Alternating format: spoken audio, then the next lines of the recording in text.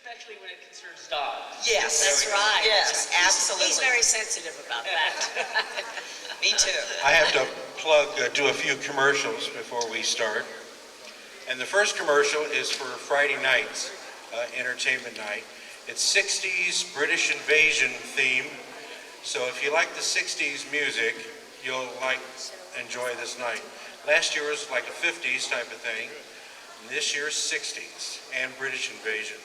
And one of the stars, Gordon Waller of Peter and Gordon, who had about 12 or 13 hits in the 60s, will perform a complete show. But before that, we have surprises. People will be singing. I believe Lana Wood You bet. will be singing. You bet. And more surprises. So make sure you get your tickets. And of course, there's the buffet, before the show also. So make sure you get your tickets for that night. Lots of surprises. Okay, let's start with at the very end. Oh, it's always John at the end. This is a good friend of mine. I really like this guy because he's not usually in the newspapers for, robbing stores or anything. He's one of those child actors you know about. Yeah. I just never got caught. Exactly. Of course, he was in The Country Girl with Bing Crosby and Grace Kelly, but most people know him as Timmy from Lassie. Please welcome Jon Provost. Thank you very much. Pleasure to be here. And the next lady, a dear lady, a lot of people know her, of course, from the cult film Creature from the Black Lagoon. Please welcome Julie Adams. And of course, I had to have Lana next to me. Of course, a lot of people know her from Diamonds Are Forever, and of course, she was in The Searchers also. Please welcome Lana Wood. Thank you. Now, if you have questions, all you got to do is just raise your hand, and I figured you'd Everybody be except first. you. Yeah. Okay, we'll go straight to James. What's your question? Well, I have two different buddies, and they have called me. I've got to ask Miss Adams a couple of questions. Okay, I'm ready. One is, how did you like working with James Ellison and Russell Hayes? They were just wonderful. They were so dear. Though I had worked in one movie before that, which was with Don Red Barry, a 6-day Western. And this time we embarked on 6 movies in 5 weeks. So it was very busy, and they were just great. They were, so kind, so friendly. It was, I guess when you're shooting that fast too, I mean, there's no time for anybody to be troublesome. But they were charming fellows. And there was, and Raymond Hatton, who was one of the character men in the film, gave me sort of this nice lesson, because when I started in the picture, they said, "Do you ride?" And of course, this is like an old cliche in movies. You say, "Like the wind." But I said, "Yes." And then I promptly went to Griffith Park and started taking some riding lessons. And the very first day, I thought I'll have time to ride around and get used to this. Wrong. They said, "Okay, you start up there, you ride down. By the camera, you turn around, you see all these bad guys coming, and you whirl your horse and you ride to town to warn everybody." And I said, okay. So I had never had a chance to get on this horse. And so it was a little embarrassing, because I had gone to Western Costume and gotten some leather pants that were fitted very nicely, which made it rather hard to get on the horse. So they sort of had to help me into the saddle. So we go up behind the rocks, behind the trees, and so Tommy Carr, our director, yelled, "Action!" And so, as I had done with the horses in Griffith Park, I had to, you really had to kick hard to get them to move. I went, dung, and we were off like a shot. We came down, we went through, past the camera. We would still be going, except there was a mountain in our way. So, and they said, yeah, that was fine, but next time you don't have to come quite so fast. So this was my entrance into the picture, but they were wonderful. They were charming, and wonderful to work with. I'm gonna get mine out of the way. A buddy of mine also wanted to know how you were working with X Brands and Jock Mahoney. Okay, the question was working with X Brands and Jock Mahoney. You know, I'm not sure I worked with X Brands, did I? Well, this guy, I don't know. Okay, but Jock Mahoney, I know you're. Jock Mahoney, oh yes, indeed. I worked with him in a Yancey Derringer, but we also did a movie together called Slim Carter. And, right, and so it was an inside movie kind of show. And he played, typically enough, a stuntman. And he was a great guy. And we would all go back and watch him do this incredible stunt, a dive off the rocks into a shallow piece of a little bit of water. And it was just regular and fun. And I don't know, I've always been very partial to stuntmen. They're sort of so regular and they do these impossible things and never make much fuss about it, you know. And that was, he was a great stuntman, and very charming, and a very good actor too. So. I made it good right now. And Lana, working on the Searchers, how did you get that part to begin with? My mother heard that they were looking for a girl to play Natalie, my sister, as a child, and that she had to be a certain size because John Wayne had a back problem. So my mom said, you know, what about using Lana? And she was told to bring me in, and so I met with John Wayne and John Ford. He came over, they looked at me, and John Wayne picked me up and said, yep, she'll do. And that was it. He could pick me up, so I was okay, I was in. Okay, questions? Alan. For John, how many different Lassies did you work with during the show, and did anybody really understand what Lassie was saying? Okay, the question was, how many Lassies did I work with? And did we really understand what Lassie said when Lassie barked? We did. We understood everything that Lassie said. It was in the script. No. But I did the show for 7 years. We did over 250 episodes. And back then, we did between 35 and 37 episodes a year, where now the maximum they do is 24. And the reason, you know, they didn't have the mini-series back then and the made-for-TV movies and things, so they had to fill the year up. In the 7 years that I was on the show, I worked with 3 different Lassies. I worked with the son of the original, who he had really only done TV. The original Lassie just did the movies. And so I worked with the son of the original for 1 year. And we called him the old man, because he was. And so they retired him after the first year that I worked with him. Then I worked with his son for 1 year only. The reason June Lockhart and I and Lassie were filming a scene where the camera was on a dolly and it was coming towards us. And back then, the cameras were huge and heavy, and the dollies, you know, had 2 men on it with the camera and then a man controlling the dolly. Well, the dolly operator tripped. And so the dolly started going, you know, by itself with nobody controlling it. And it ended up hitting and knocking over a couple lights. Nobody got hurt, but it really spooked the dog. So whenever we were setting up for another scene that involved that type of a shot, the dog would get real nervous and wouldn't work. So they had to retire him after 1 year, and then his son took over, which was the great-grandson of the original. And I worked with him for 5 years. And he was my favorite. I have a couple colored pictures, and there's an orange one, and that's the one that we called him Baby, because he was really young when he started, because they weren't expecting to use him yet. And he and I, we grew up together. We really bonded. He was my favorite. And of the 3 that I worked with, I thought that he was the smartest and most intelligent. He knew when we would be filming a scene, he would know before the director said cut print, which meant that that's the one we were going to use. He knew it. And he would walk off the set and go lay down on his bed and everybody, after a while, everybody knew, well, yeah, he knew it was the good one, so. Smarter than a lot of actors I've worked with. Yeah. You bet. Here, here. And people always ask, was it hard working with the dogs? The actors, we made more mistakes than Lassie did, for sure. But they were all great. They had just different personalities. But the last one was my favorite.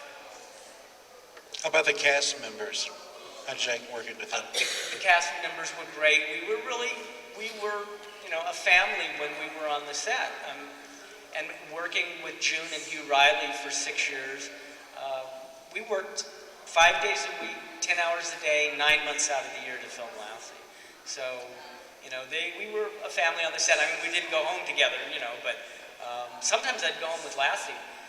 Rudd Weatherwax, the owner, had a 60-acre ranch out in Saugus, which then was just all open land. And some days on Friday, I'd hop in his station wagon with Lassie and go spend the weekend out on the ranch and then come back to work on Monday morning. And who was your first mom? This is a trivia question. Does anybody know? Everybody remembers June Lockhart and Hugh Riley as my parents. But I did have another set of parents for a very short period of time. Does anybody know who that was? I'm gonna take a guess. Jan Clayton. Jan Clayton played Tommy's mom, Tommy Reddick, on the show before I was on. But Cloris Leachman was my mom, and a man by the name of John Shepard. Well, if you know Cloris Leachman, she has a different demeanor than June Lockhart. And after about a month of filming, she went to the producers and says, I am not baking cookies for 6 years. I want out of this series. She wanted out of her contract. So they let her go, but then they had to let John Shepard go also because they didn't think it would be appropriate just to replace one of the actors. So one Sunday, it was Cloris and John as Paul and Ruth Martin, and then the next Sunday it was June Lockhart and Hugh Riley. And the studio, they didn't even get one letter. I mean, people didn't, all they cared about was the kid and the dog. So, little bit of trivia there. Interesting. Okay, questions? Questions out there? Jerry?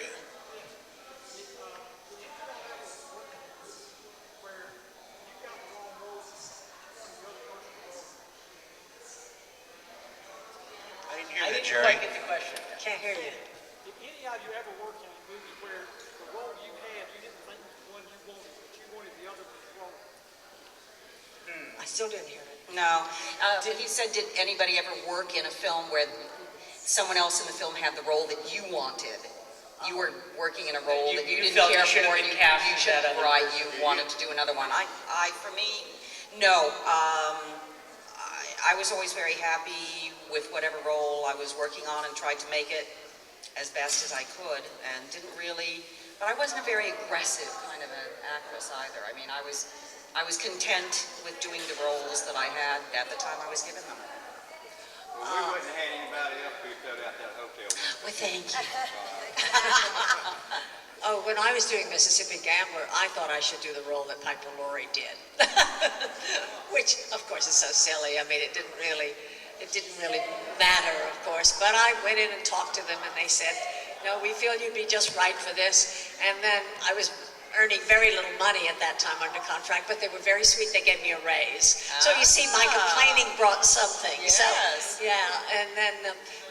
so I loved the picture and I loved my role then as it went on, so it works out. I did movies before Lassie and after Lassie, but never a role that, I thought I should have been something. I always wanted to play a bad guy, but they never gave me the bad guy, so that was it. I always wanted to play a good guy. Okay, questions? Sam? Ms. Adams, in those early westerns, you said you went by a different name. What was the name change going on? Because I know you talked about it at the table a little bit, but I missed that. All In right. the early westerns, you went by a different name? Well, in the early westerns, it was my real name, which was Betty Adams, and I'm from Arkansas, so my name was Betty Mae Adams. And then when I went to Universal, the producer of the film, Robert Berkner, the first film that I did at Universal, Bright Victory, and they picked up the option for a contract after that. And he had done a film at Warner's, I think with Errol Flynn and Miriam Hopkins, and he had written a character called Julia Adams. And he thought that would be a very good name, and so I was so happy to have a job. I said, oh, okay. And then later, everybody was calling me Julie, so I switched to Julie. So that's the history of my names. I did a film called A Touch of Venus where I worked under the name Ava Gardner. Kidding. Okay, more questions. The gentleman in the back.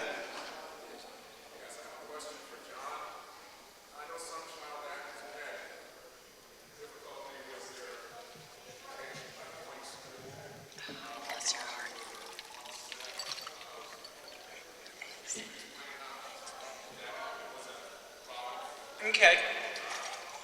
The question was schooling on the set, and was that a problem? I started, the first movie I made was So Big, with Jane Wyman and Sterling Hayden. I was 3 years old. And I worked continually from 3 until I was 18.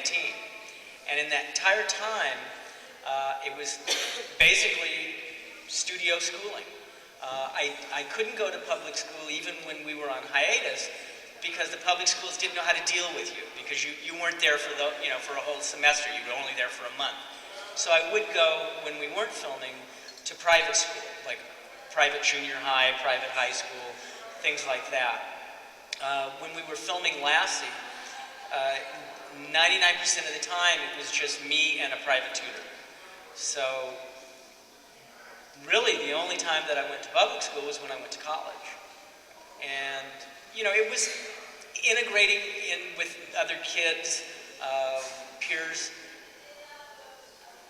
was a little difficult just because they knew me, they knew who I was, so I was kind of like an oddity. Mm-hmm. But it worked out okay. It worked out okay.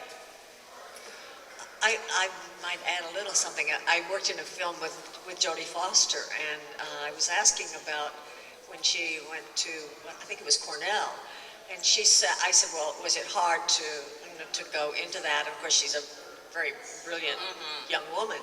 And she said, no, the academics were not hard, because of course she'd gone to school, to school with tutors all her life too. And she said, no, the social part was hard. Right. Because she wasn't used to, just a casual reacting with her peers. Well, it's like when I was filming, I would go to work, and I would be, all day long, all week with 35, 37 adults, and I was the only kid, unless we had another kid on the show. There were other kid actors on the lot. My 3 sons filmed on the same lot, Desilu that we filmed on, and a few others.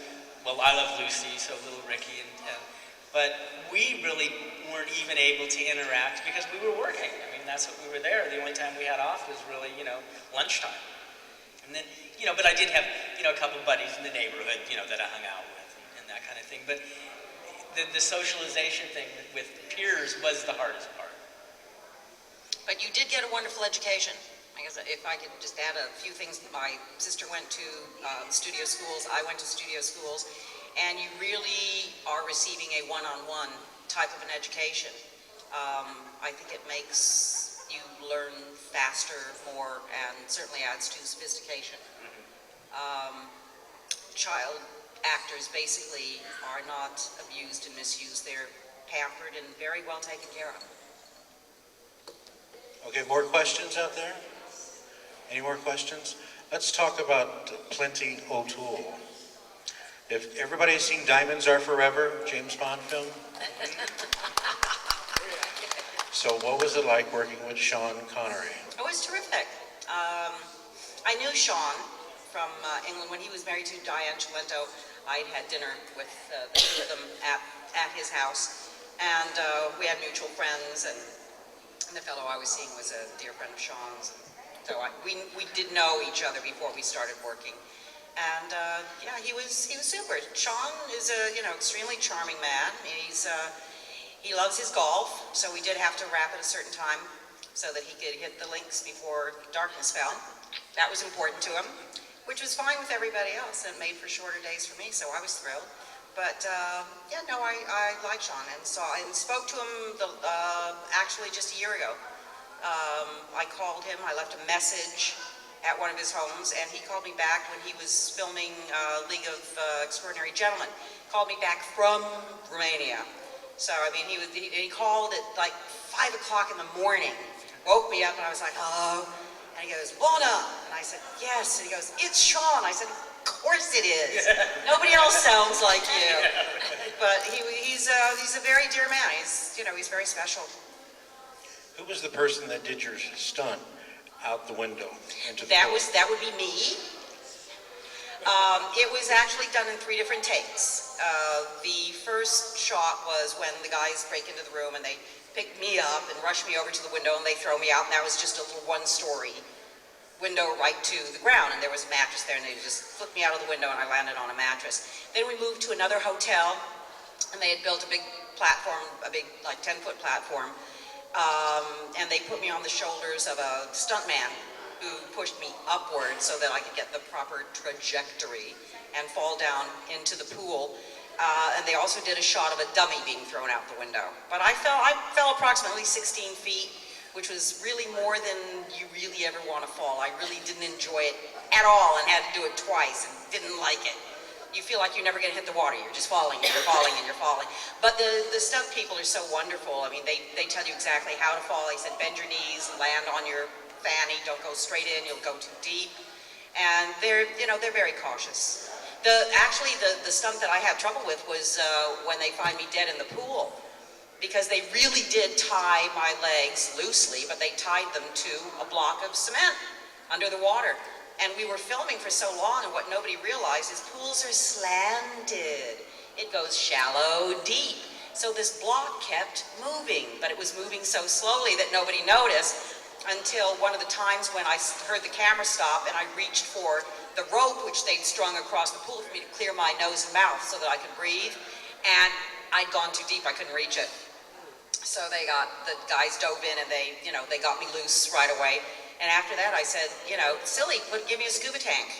And when I hear the camera stop, I'll just pop in a regulator, because I was a trained scuba diver. And, I'll do that. But that was hairier than falling out of the window. James. You might want to tell them about that extra footage they've added on that new DVD that we talked about. I think a lot of them don't know that. Talk about Really? the extra footage on the DVD. Yeah, Plenty O'Toole actually had a more prominent role in James's, or in her, brief life, and it really made more sense. Unfortunately, the film was cut for various reasons, and time being one of them. Back then, they could actually show the film an extra showing per day if they cut X amount of minutes out of it, which was a concern back then. The extra footage, which sort of explains why Plenty did what she did and how she got killed and all that, they put back in with deleted scenes in the new DVD. So it's sort of, Plenty makes a lot more sense now. Okay, questions? Any more questions back there? Yes, right in front.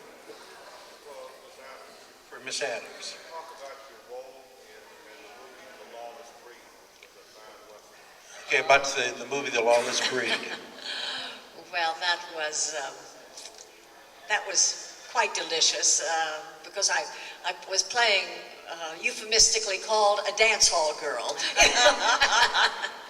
So she was kind of a naughty girl, but she was madly in love with Wes Harden, played by Rock Hudson, of course. So she would follow him anywhere. And it was, Rock and I were really good friends. We were great pals because we had worked in Bend of the River together, and then we had gone on tour. Rock Hudson and Laurie Nelson and I went with a person from publicity. So we toured for the picture. We went up in Oregon and so on, and then back to Portland for the premiere with Jimmy Stewart.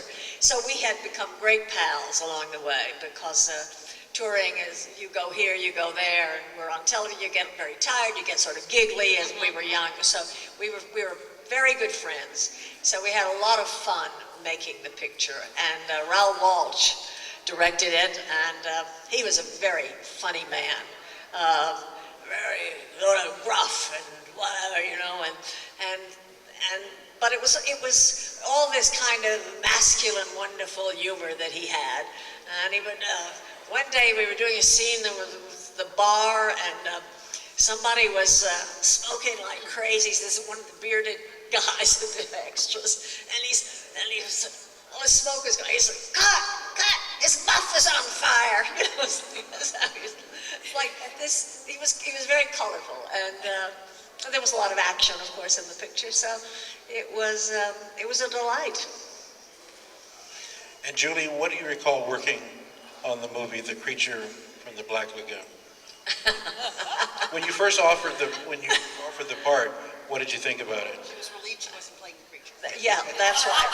That's a good answer, Lana. I like that. Yeah, that was a great relief, exactly. And I thought, oh, what is this? You know, I don't think I want to be in this, but like Lana, I was a good contract girl, and they said, you know, this is up, and this is your next assignment. So I thought, oh well, what the hey, it might be fun, and so we embarked on this adventure, and it led me into. At the beginning, they tested the suit.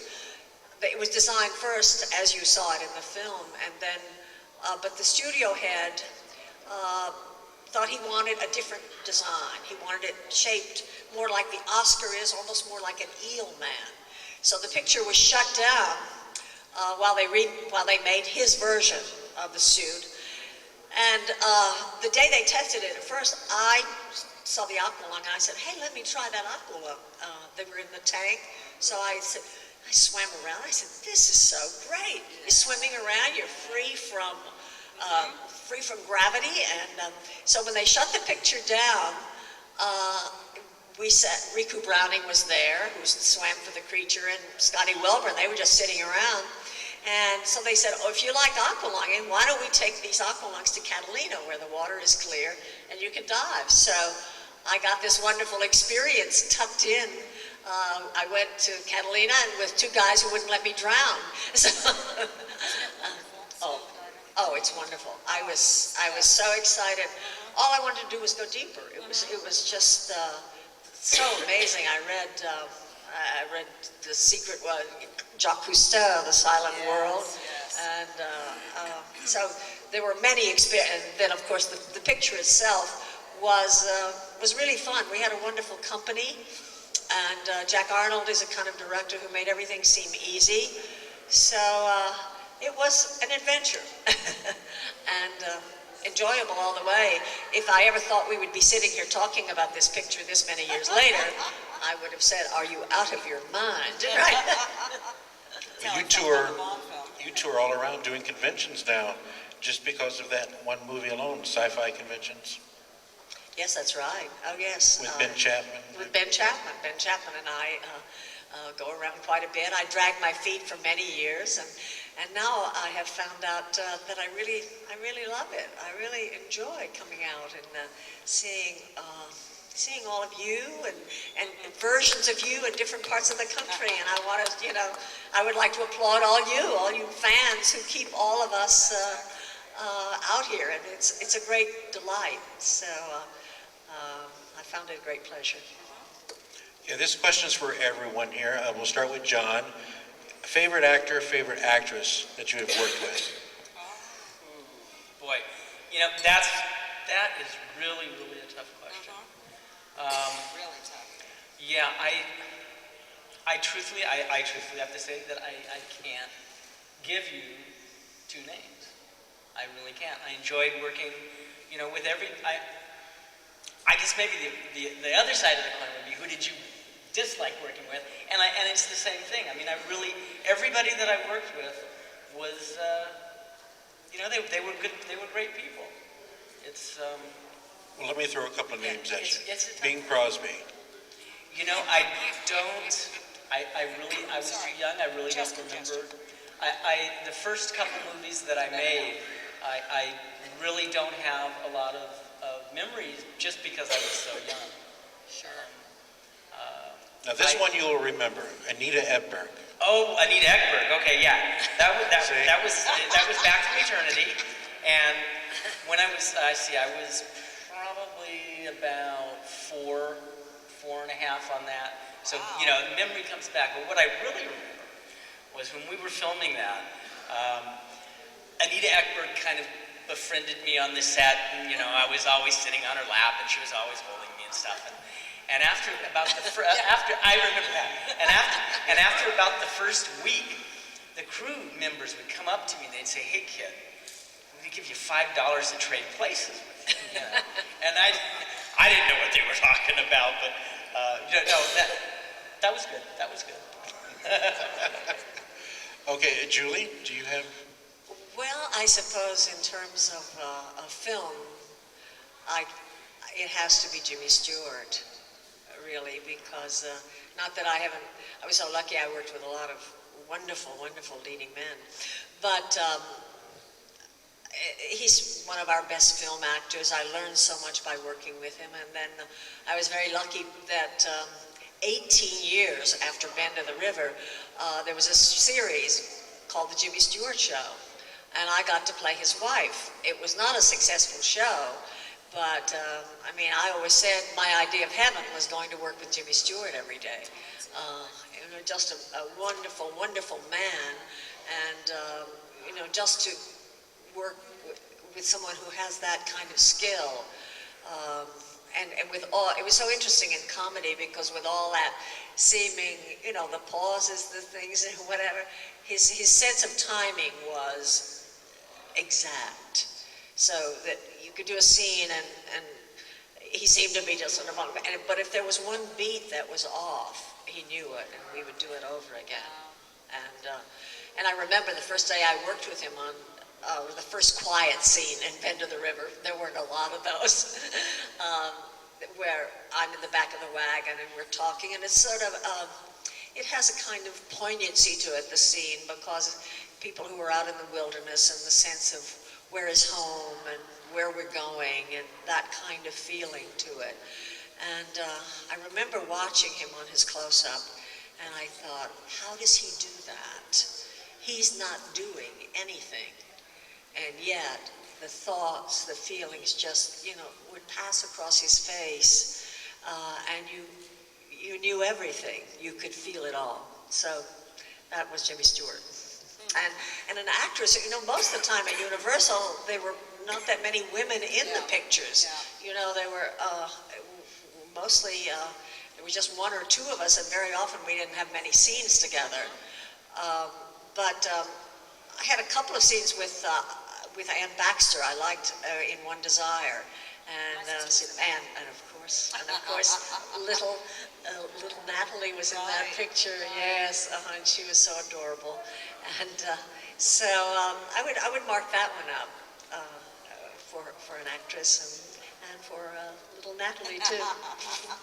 I wasn't hinting. No, she was adorable. She had this wonderful vulnerability and sweetness, you know, that she always had. Thank you. Yeah, that's really a tough question. You know, I started working when I was 8 and stopped 18 years ago, so it's like a lifetime of working. I really, really loved working with Ben Gazzara on QB7. I found him to be incredibly giving, very intuitive, very supportive to an extreme. Also, I adored working with Fred Astaire.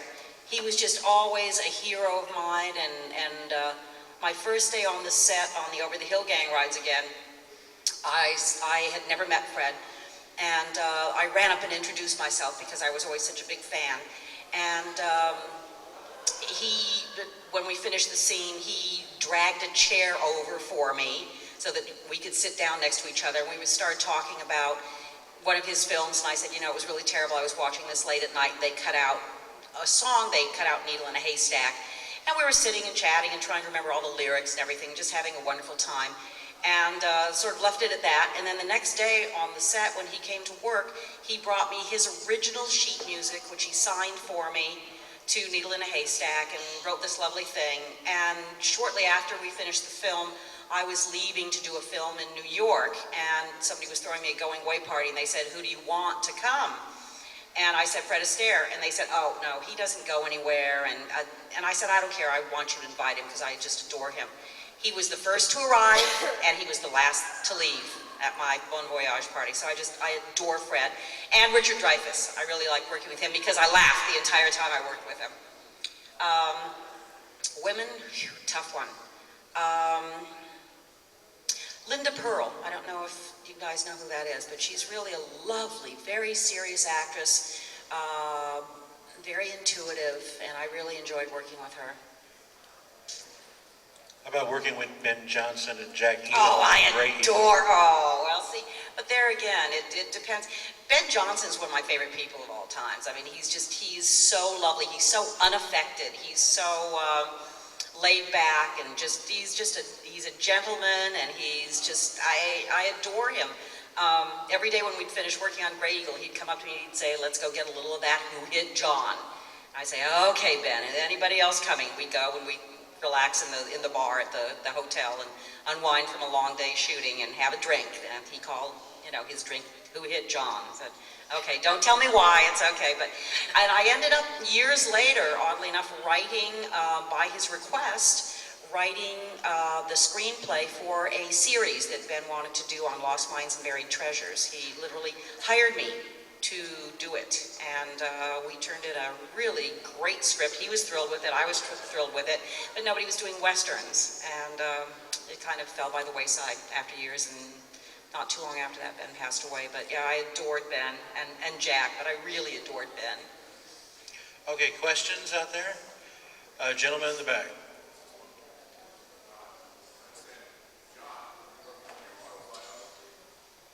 Yes.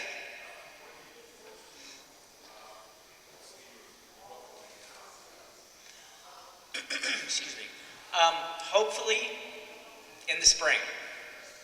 That's the target date. But this is the first thing that I've done like this, and it snowballs. It's really incredible, and especially all of the interviews. My wife is an author, and so we're working on it together. And she's really tracked down a lot of people that I worked with before Lassie, after Lassie, people from crew members, cast members, just all kinds of people. And so mainly it's getting through all of these interviews that we're having transcribed now because everything was done on tape. But it started out sounding like, oh, this will be easy, and then it's not. But hopefully it'll be out, like I said, in the spring. And the title of it is Timmy's in the Well. As well it should be. And John, how did you meet your wife? At a show like this. I was doing a show in Los Angeles, a Ray Court show. I think some of you have probably been there.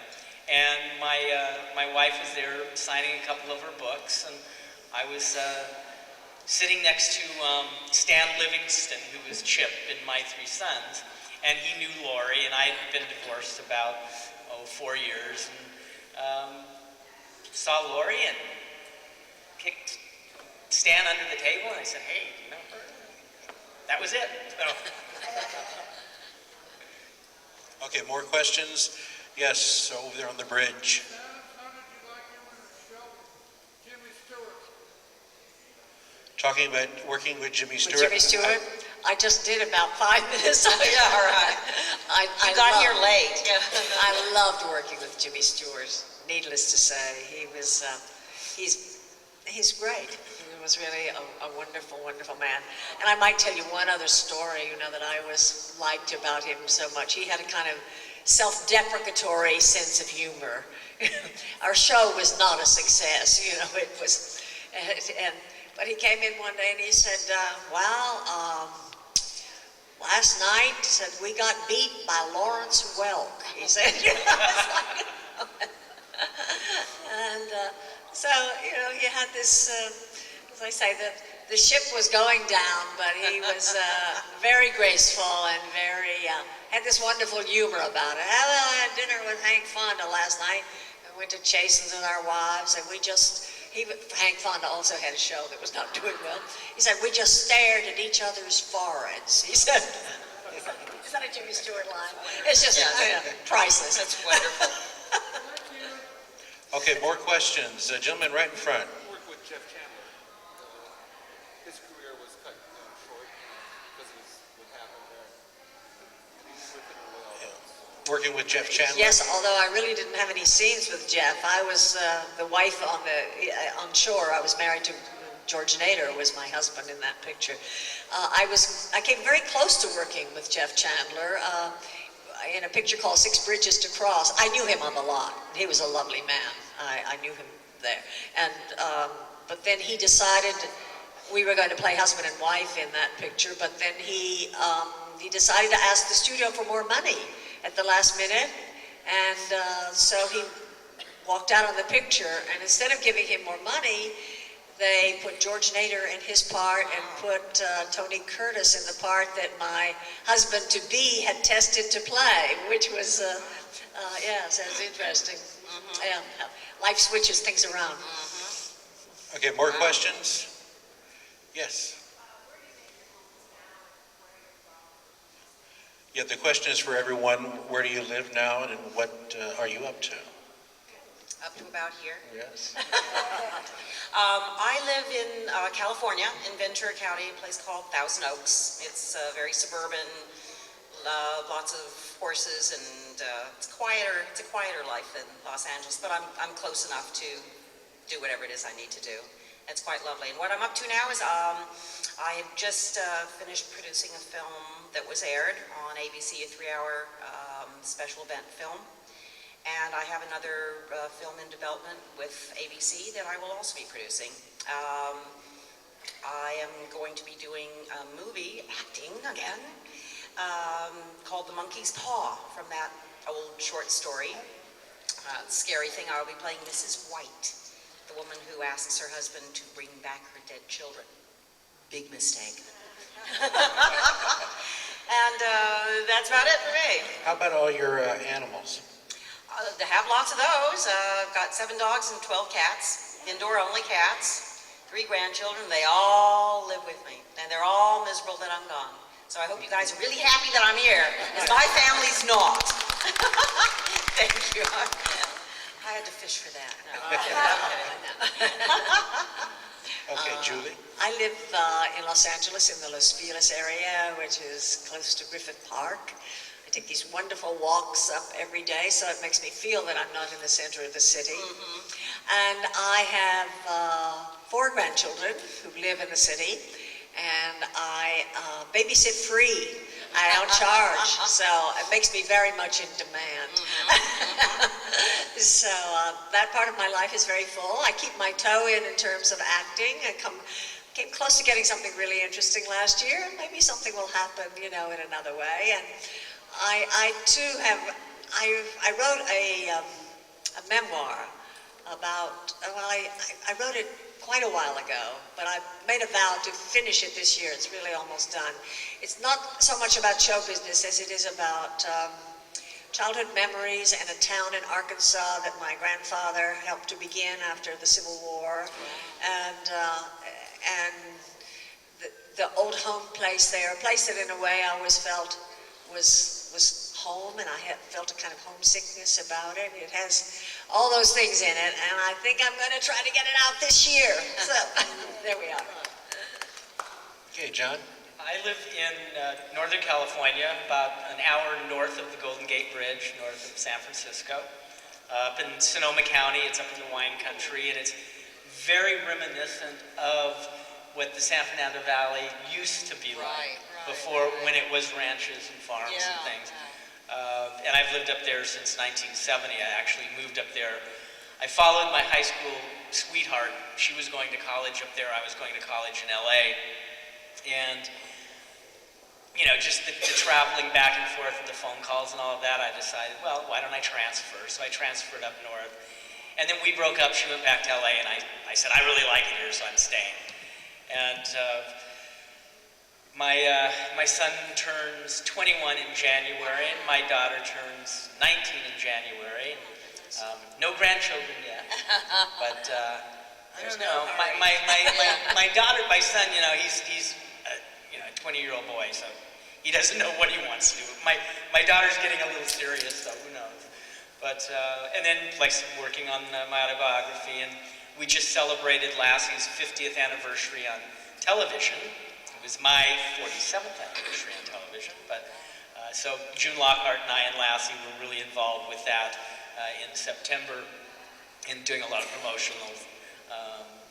promotions for that. And been doing a lot of shows like this because I enjoy the same thing. It's a lot of fun, meeting you and getting out and seeing the country, and it keeps me busy. Okay, questions? Alan? One more for Julie. You worked on a number of 3D movies, and I wondered if that affected the actors. Did you have to do anything to be really aware of what that was being shot in 3D? Actually, no. It was all happening within the camera. Perhaps they had, I don't know if there were two, but it really did not affect us. So you didn't have to do anything different for that. I worked in 2 3D movies, of course, Preacher, and then Wings of the Hawk was in 3D. But no, it's interesting that the format seems to be kind of coming back into popularity, but I don't know that theaters are equipped with the two projectors and the whole thing. Like they had a showing of Preacher at the Egyptian Theater last year, and with 2 projectors and a print from a collector. Wow. And so it was sold out, people around the corner, and people couldn't get seats, and it was really exciting because everybody would come and they just loved every minute, and it was a fun evening. Oh, wonderful. Okay, questions? No questions out there? Okay, let's talk about working with directors. Sometimes they can be easy, sometimes they can be ruthless. Any stories of directors, good or bad? Lana?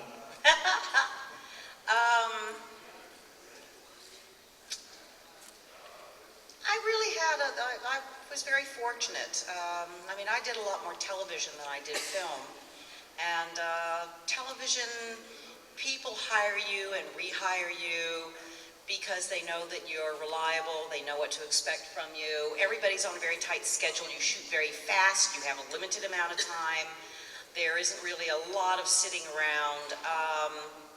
You need to get things done in a very efficient manner, and I loved all the people that I worked with. Some of the people that I like best, of course, are Mark Rydell, who I worked with, directed me in The Long Hot Summer in that series, and I just adored him. He was an incredible acting director. Just really incredible to work with. But I've always had a lovely time with everybody. There isn't anybody that I thought was dreadful or wretched. Everybody had something different to bring or not to bring, but it was appropriate for the film you were working on. I think the only thing I ever talked to Guy Hamilton about, who directed me in The Diamonds Are Forever, was I told him that I wanted to use a different voice for Plenty because I didn't want her to come across as a heavy. I didn't want her to be a big sex pot. I wanted her to be a sweet, innocent, rather naive girl who does this for a living. She's a shill. I said, otherwise, it's not a really admirable profession. And I thought she would be disliked if I spoke the way I normally do. So he said, whatever you want to do is fine. And that was like the first and last thing that I said to him about working. We hung out together. His wife was there. We were all in Las Vegas at the same time. I had, as I say, different things with different people, but nothing unpleasant ever. Do you recall anything about working with John Ford? Oh, yeah, very much. John, I don't know how well he liked kids. He didn't really spend much time talking to me, but he would give me brief directions. He was really more involved with, in looking back, I think the entire ensemble for that scene, how the scene was coming across, rather than individual people. John Wayne did, his thing, and Jeffrey Hunter. It was more or less, John Ford was involved in the setting of the scene and keeping people together on the piece. He didn't have a lot to do with me. Okay, Julie, working with directors? The very first pictures at Universal I spoke of before, Bright Victory, was directed by Mark Robeson, and we rehearsed before we started. We rehearsed the section of our movie for about a week.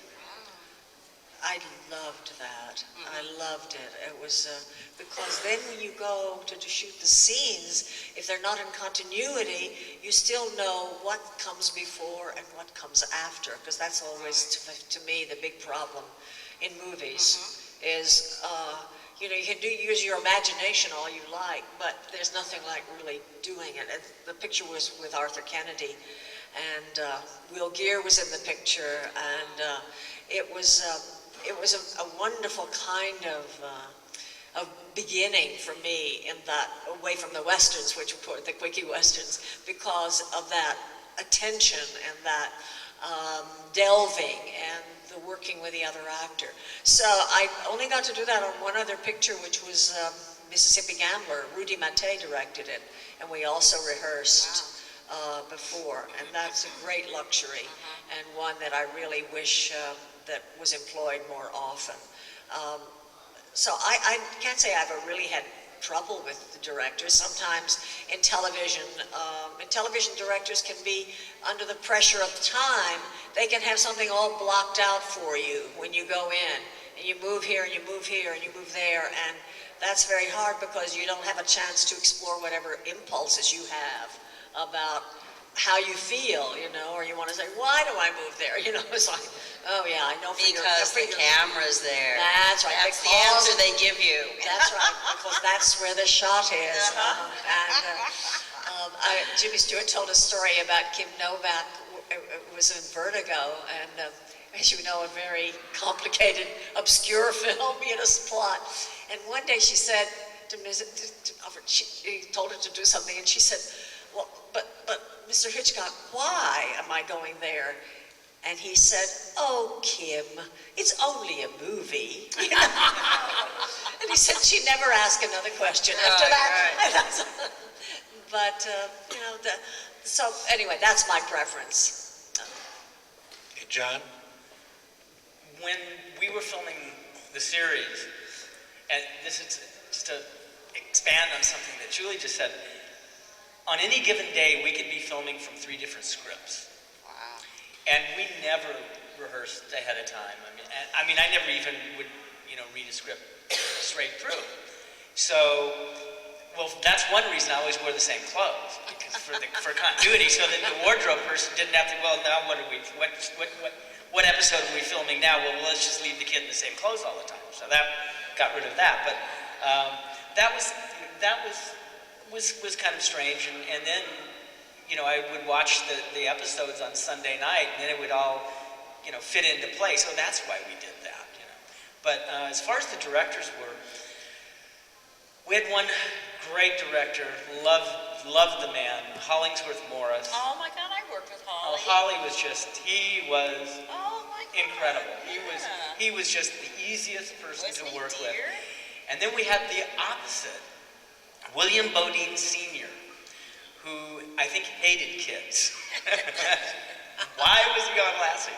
But he always, any episode that I watch, if I'm wearing a hat, I'll bet you it was a William Bodine Sr., because he always had me to wear hats, and to this day I hate wearing hats. So I don't know where that came from. But those two are the ones that really stand out as far as, you know, working with just the different approaches that they had. Where Holly would really work with you and bring it out, where Bodine would just, okay, kid, do it this way, and shut up and do it. You know, I mean, that was his, you know, his little way of doing it. But you know, it's all different. Now, the TV series, you always got stuck somewhere, or you were... Oh, yeah. Did you ever get hurt? I almost drowned once. I always wanted to do my own stunts, and in the beginning of the show, they wouldn't allow me to do it. And so they would get other kids. One time we were I'm doing... sorry, that just sounded really funny. I'm sorry. The stunt kid. Yeah, stunt kid, you can drown, you can't. Yeah, right. One time it was an episode where Lassie and I were out on a little rowboat on a lake, and it was, a green lake, so, you couldn't see an inch below the water, and and the boat fell over, and Lassie and I got in the water. Well, they didn't want me to do that, so they hired another kid to come in who, quote, was a great swimmer, and, just loved that. And when we got out on location that day, he just freaked out. He just wouldn't do it, couldn't do it. And so, they were stuck. They had to let me do it. So I did it, and everything was fine. And from that time on, they let me do almost all my own stunts. But we were filming at the end of the series in '64, a 5-parter. It was the only thing we did in color, and they released it later as a movie, Lassie's Great Adventure. Well, there was a scene where Lassie and I were going down the Sonora River, which was in the Sierras, and it was wintertime, and it was freezing, and we couldn't rehearse the scene. And it was multiple camera shoot, and Lassie and I were on this raft that I had built, and the raft broke up, and Lassie and I got thrown into the water. Well, they had 2 men in wetsuits to jump in and pull Lassie out. And, well, Lassie was the star, And so we did the scene, and it was some, white water, and I went under, and I was wearing a wetsuit under my clothes because it was so cold, and it did give me some buoyancy. But I went under and hit a big boulder, and it knocked all the air out of me. And so when I came up, I was doing what I was supposed to do, calling for help. But I was really, really calling for help. I wasn't just acting. And everybody there was there. Benita Granville was there. One of the other producers was there, and everybody was going, "Oh, the kid's just doing great." Well, the kid wasn't doing great, and they rescued Lassie, and then Rudd Weatherwax, the owner of Lassie, after they pulled the dog out, he looked around and said, he's in trouble, and sent his 2 men in to pull me out.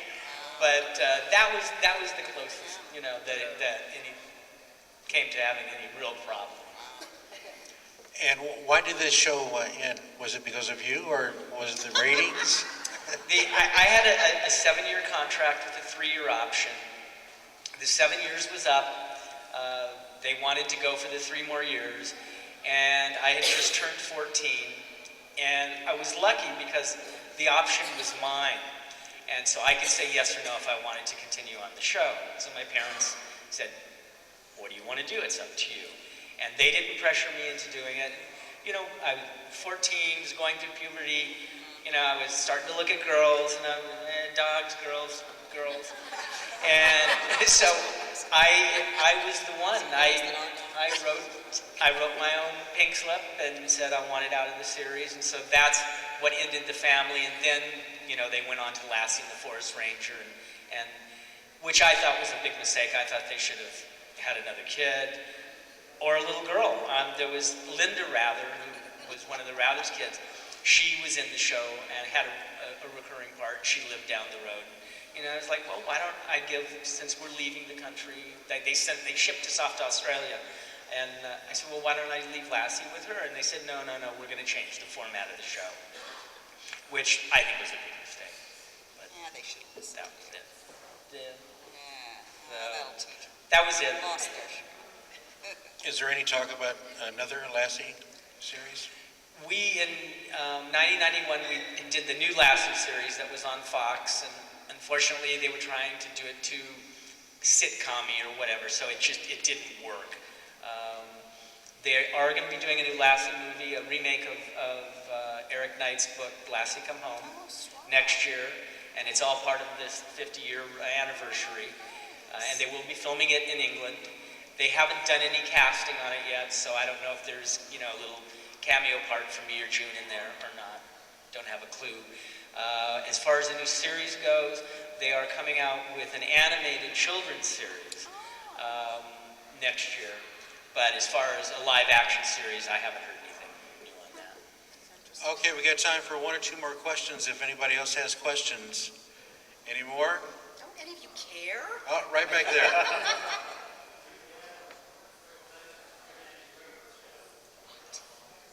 I can't hear you. Oh, working with Andy Griffith? On the Andy Griffith Show, Julie. Oh, that was a lot of fun. Oh, yeah. Oh, yes. Lots of fun.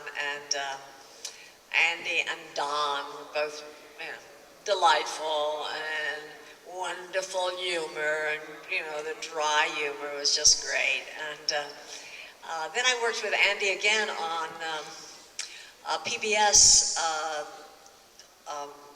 when they were doing plays. We did 6 characters in search of an author. And he played the father in it. Was he the father? At any rate, he was in it, and I played the mother of these children that were there. And John Houseman was in it. And we rehearsed for about 2 weeks, I believe, before we started. Stacy Keach directed it, and then so we had a really good time. So I got to know Andy better because we had that time together. And I always loved Andy. He had this wonderful sense of humor. I ran into him. I guess it was shortly after the Jimmy Stewart show went off the air. We had been on. No, I'm sorry. It was another series I did that wasn't successful. It was Code Red. Code Red was on one season, and we had been put in at 7 o'clock on Sunday nights, and so we were sort of in the kids' hour. So there was our stories were really so simplified that it didn't have much bite to it. So I ran into Andy in Gelson's Market, and he said, "Well, how are you?" Whatever, and I said, "Well," I explained about our show, and we had the time slot that we'd been moved into, and it was looking bad. And he nodded. He said, this was before he had Matlock. He did a couple of series in between that didn't go. And he said, Death Valley. He said, I've been there and I died. So wonderful. I love people with a great sense of humor. Okay, all these people will be back on Saturday's panel, so be thinking of more questions, and we'll ask stuff that I expect one question from every single person this month. every single person. Otherwise, She'll stomp off. Yeah, Yes, we've seen her do that, right. anytime. And she's very temperamental. Yep, Yes, right. that's me. Lana Wood, thank you very much. Thank you. Julie, thank you. John, thank you so much. We'll see you tomorrow. Entertainment Tonight by Johnny Meeks. And